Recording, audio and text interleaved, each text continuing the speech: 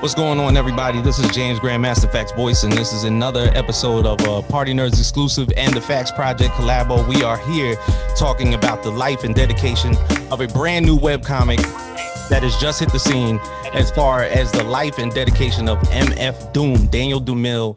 And thank you for everybody being here. If you could introduce yourselves, appreciate everybody being here 100%. So I'll start with Darren. Darren, if you can introduce yourself. Darren Bennett, the letterer on the Doom project. You can find my work in across many different publishers right now, most notably Excellence, out by Skybound, with me, Brandon, and Kari and Emilio. Definitely. Miss Crown. Peace, everybody. My name is Maia Crown Williams, founder of Mack, Midwest Ethnic Convention for Comics and Arts, and I'm also senior editor of this glorious project, Doom, all caps. All right, Troy. What's up? I'm Troy Jeffrey Allen. I'm the writer of MF Doom, all caps. And I also work for previews catalogs, so I'm like very well steeped in comics. I can't escape it if I try. All right, and Sean. What's good? I'm Sean Mack, aka Smack, the artist on Doom all caps, and illustrator, webcomic artist, all around good guy, I guess. I don't know. Hey, I appreciate everybody for being here. First, to get started, as far as this collaboration, as far as putting it together, what exactly sparked the inspiration and as to making this happen? I guess, I ain't trying to blow my own horn here, but I guess it started with me, really. December 31st happened, and, I was getting ready to say peace to 2020. I was happy to say goodbye to 2020, and I was working late, and I looked at my phone, and the news came down, and MF Doom had passed away. And I threw a new phone on the ground, like a brand new phone, on the ground. I was just that pissed off about it. Wow. After kind of sitting with it for a second, I kind of almost in my head was like, maybe this is like a trick. He used to do this thing where he would do concerts and then Hannibal Buress would come out or something like that. I was like, maybe this is some sort of work, you know what I mean? And, after that, I was like, nah, this is about on point for 2020. This is how this year has been. I think a couple of days went by, maybe 24 hours. I was like, I got to do a comic. MF Doom is a supervillain. I have to do a comic. And it was around that point that I just started asking people and talking to people. And one of the first people I talked to was Crown. And Crown was just straight up like, you need to hire me. And I already know who the artist is. I already know who the colorist is. And I already know who the letterer is. We're going to do this. And I was like, are you sure? And then she was like, yes. I was like, are you sure? And she was like, yes. And I was like, are you sure? And she was like, stop asking me that. And I was like, all right, we're good. We're doing this. So in terms of bringing this together, Crown, I'm going to say that you're the next version of this. You pretty much are the Avengers initiative that brought everybody together. Basically, when it comes to certain projects, you want to have a certain creative feel to it, right? So you want to have certain people. The letterer is one thing. I'm always, if I can, since I finally got into this industry from this aspect, I'm always going to try to harass Darren because he's a good brother, period, right? So I'm always going to harass him from this day forward.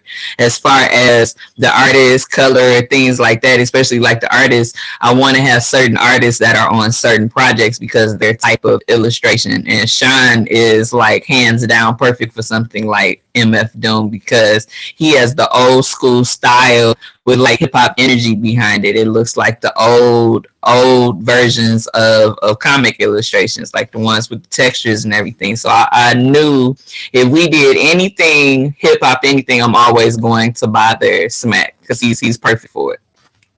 And then Luis Guerrero is one of the coldest colorists of our time, so that was nothing. And plus, he's like a brother to me, so he always told me anything that I need him for colorists on, hit him up. He's by far one of the coldest colorists out there, by far, hands down.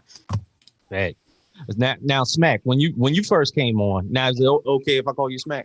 Yeah, go ahead. All right. That's the Now, next. now, when you first came on, as far as like when you got the images in your head from the writings that Troy basically gave to you, did you know to basically draw inspiration from some of those former albums? Like when you threw in Danger Mouse on one of the panels, I was like, oh, okay, like this fits perfectly because of the Mouse and the Mask album that came out with Danger Mouse and MF Doom, and then I see him in there, and then there's also pertinences to him being the villain, even on top of the other villains with Thanos and everything within the panels itself. How did this just concoct in your head to put all this stuff on paper? Well, honestly, that part was Troy. Like he had the story, the details, the references all down pat.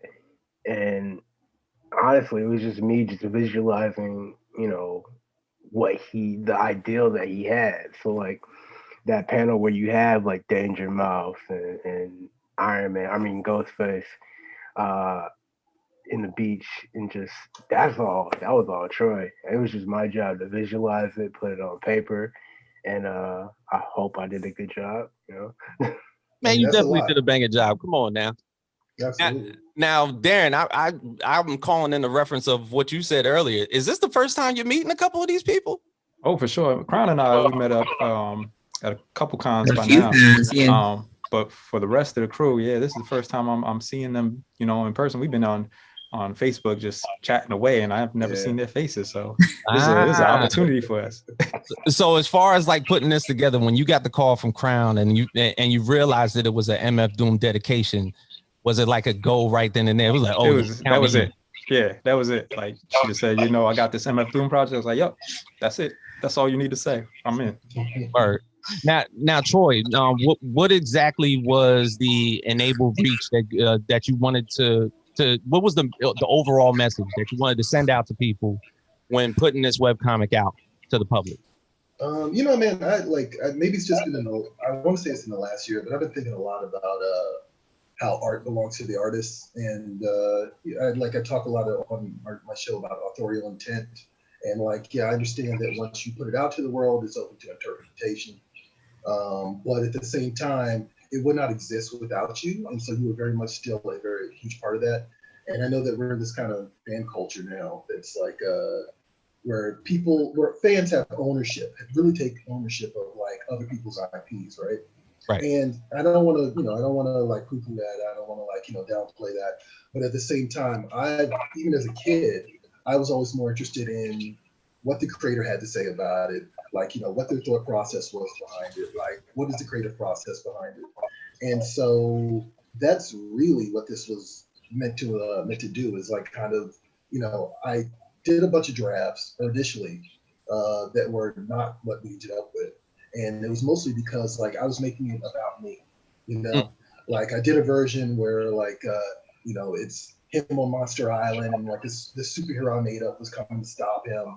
And I was like, that's too, it's too much like fan fiction. I'm gonna toss that out.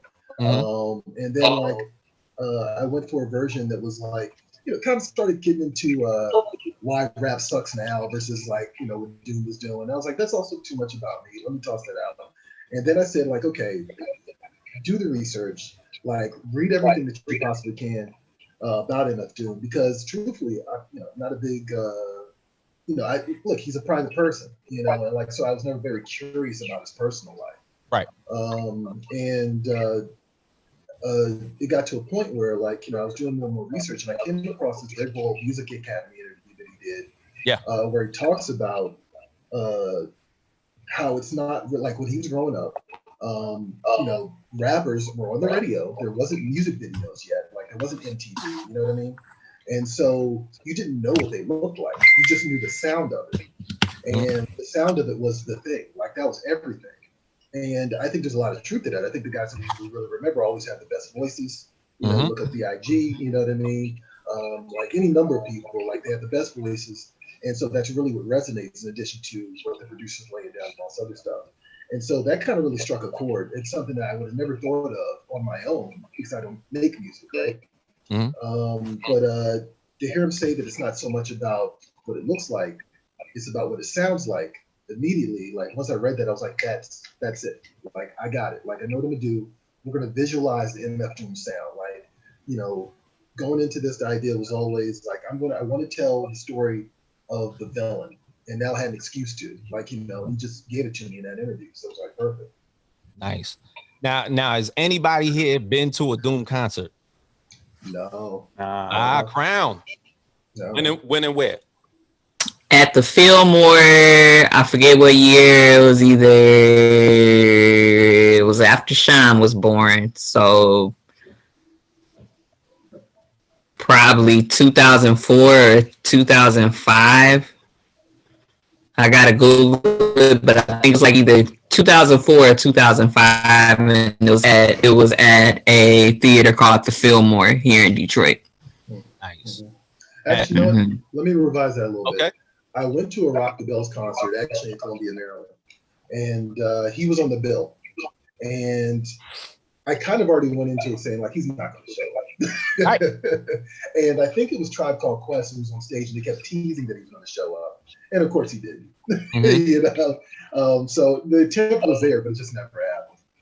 So I went to a concert in 2005 at SOB's in New York City, and of course, unbeknownst to anybody, MF Doom brought out one of his little Doom bots. If anybody knows what that is in pertinence to, bring out an impersonator because he does not like to perform live that often.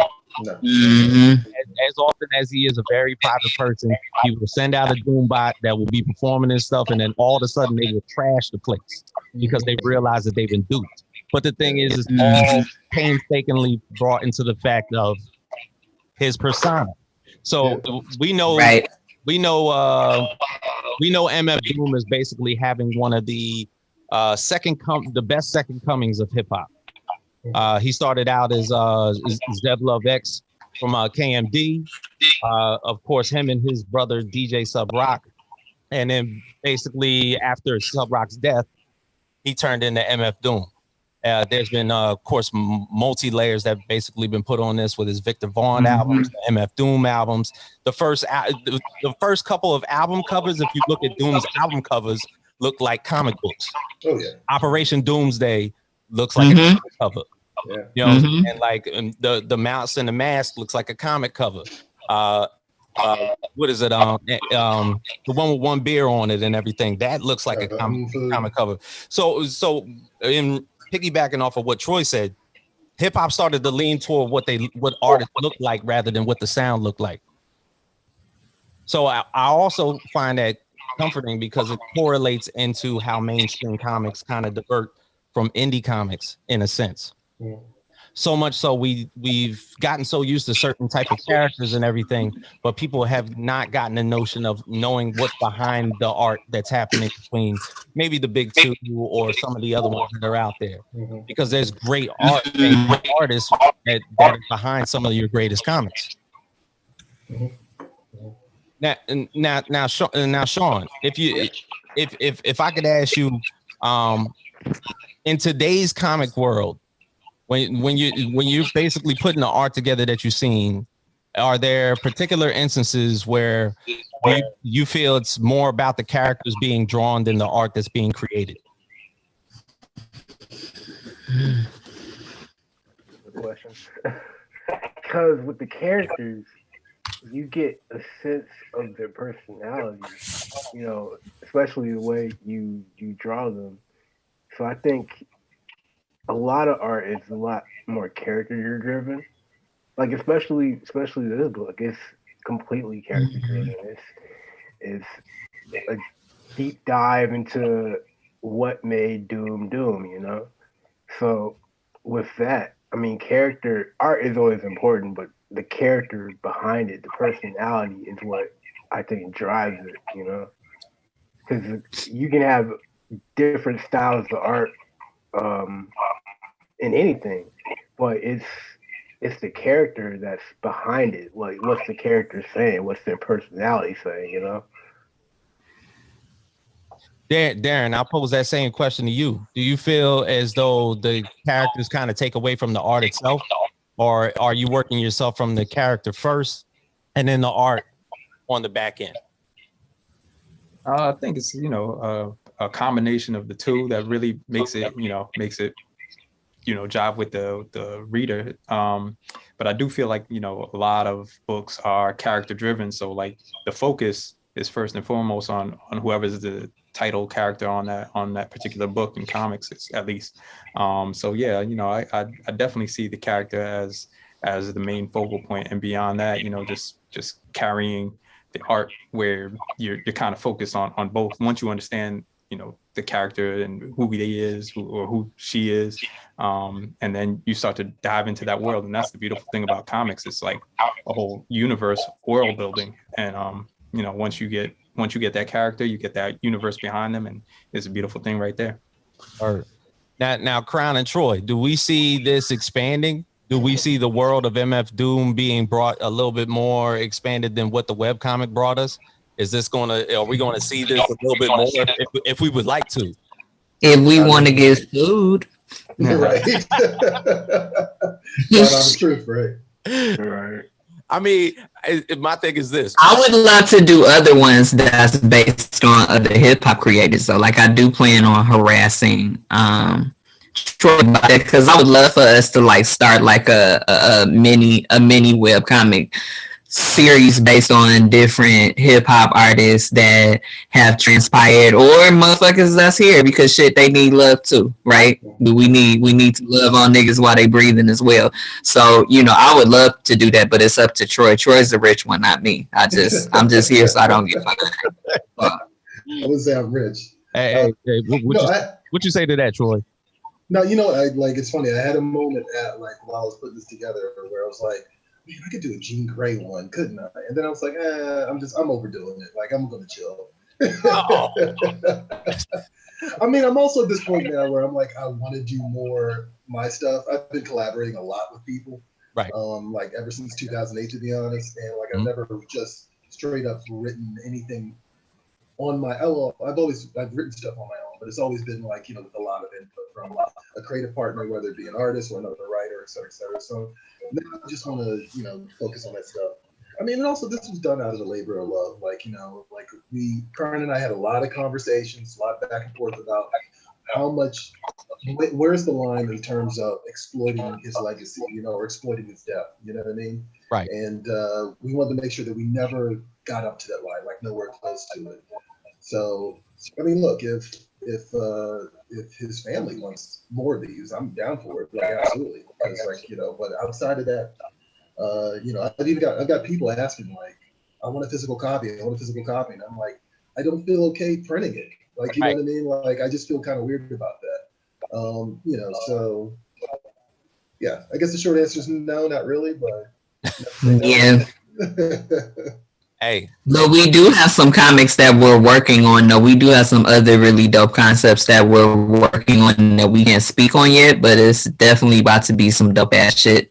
So, and then I myself am doing some with 133 Art, where it's going to be through NFTs. So it's a lot of stuff that everybody on here is working on, that we're working on collectively and separately. But as far as like stuff based on people in specifics, nah, bruh, because that could be legalities, and I'm too, I don't have no money for that.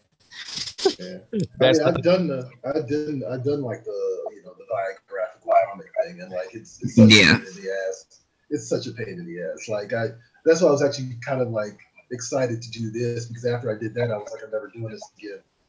And then I realized like I didn't have to tell MF Doom story straight. I could tell it in a more like over the top, fantastical way. So right, yeah. Now, not some literal, in 1986 he did this, right. And in 2004 this happened. Like, we ain't want to do that at all. We just want to have like a super fictional ass story that featured him. So that's why it was dedicated to him. It was like something that happened that featured him. It wasn't his like life fucking story, because that's lame. So we ain't want to do that. Right. Right. But the comic does chart like his career. It's just it doesn't it's like meant to be, that's meant to be like fictional. Like, like I'm literally taking, what I was trying to do is literally take the lyrics and, give them a smack to visualize, in a way that's like, this is what he said. All I'm doing is like putting it on paper, you know, or we're True. putting it on paper. True. Now for everyone, I guess I'll start with Darren. If you could basically like let us know what future projects are you working on in the future that are coming up that maybe we would see a lot of your artwork and a lot of your work brought out to life. I'm trying to think of which ones I can talk about. The one I featured today, Masters of the Universe, the Netflix prequel. I'm working on that. Always doing stuff with DC. You can find my work on a number of titles over there. That's the flex that he just said, by the way. What was that? That's the whole flex that he just said. I said that's the whole flex. Like I do a whole bunch of shit with DC. Let him flex a little bit. I mean, I'm just trying to tell what I'm working on. No, but seriously, I try and put my hands in a bunch of stuff. I'm do work with DC. I'm production coordinator at Ahoy Comics. Also involved with editorial over there. So if y'all got stories to pitch to Ahoy, let me know. They gotta be funny, but hit me up. Yeah, beyond that, you know, I just, like I said, I got my hands on a whole bunch of stuff, working on books with Image, IDW, the whole nine. So, okay. Crown, you got a lot on your plate. What you working on? That's an understatement.